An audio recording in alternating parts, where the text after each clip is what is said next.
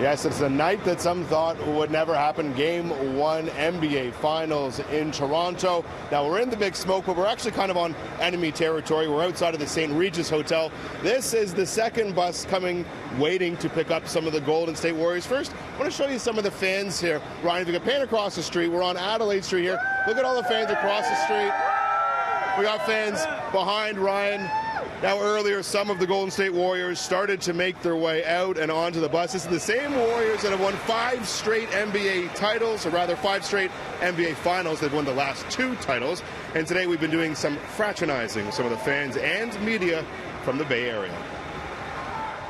Do you have any concerns walking around Toronto with that little Bay Area on your jacket? You know, people haven't even really noticed it. I thought people would, but no one's come up to me yet. We're actually hoping that people will spot us today and come say something, but oh, there we go.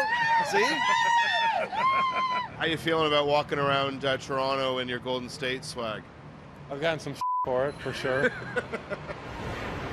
These Golden State folks are a confident bunch, just let NBC Bay Area sports reporter Colin Resch explain. Here's the deal with the Warriors, right? We've gotten used to this. Even when they're down and they're minus players, it's the championship pedigree that they have that you can't really put your finger on. It's just like that it factor. We don't know what that feels like, but well, if you win this one, you'll start that momentum. You'd be hard-pressed to find many basketball fans outside of the true North, strong and free, who are giving these Raps a fighting chance. But that might not be a bad thing for a city used to playing the underdog. We the North is all about being an underdog. It's all about being a little bit on the outside looking in. It's part of the team's identity. It's part of the fan base's identity. And, you know, I think that can be a galvanizing thing.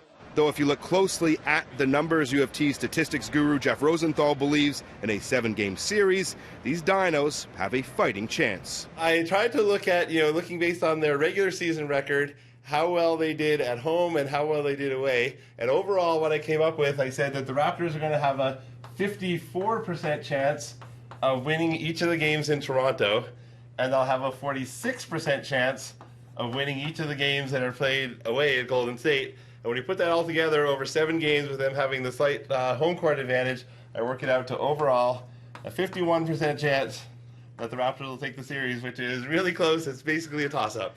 At the very least, it's important to just try and enjoy the moment. Take it from one former Raptor who was there when Vince Carter came oh so close to putting the Dinos over the edge. Because it may never happen again, right? You know, you've cheered and you've been through the ups and downs, you've been through the struggles and the disappointments, and now you're finally here. So this whole thing is a once-in-a-lifetime. Athletes that play their whole life don't get to this point. And for you to be able to share this and enjoy it, just once again, you just never know when it's going to come back. As we wait for Steph and company to board the bus here at the St. Regis, it's worth noting that the Vegas oddmakers have the Raptors winning by 1 point tonight. It's pretty much a coin flip. We're going to have to wait a few hours to find out and see how this game goes. And at the beginning of the season, if you put $100 down on the Raptors to win it all, well, you could be $6,000 richer in just a couple weeks' time.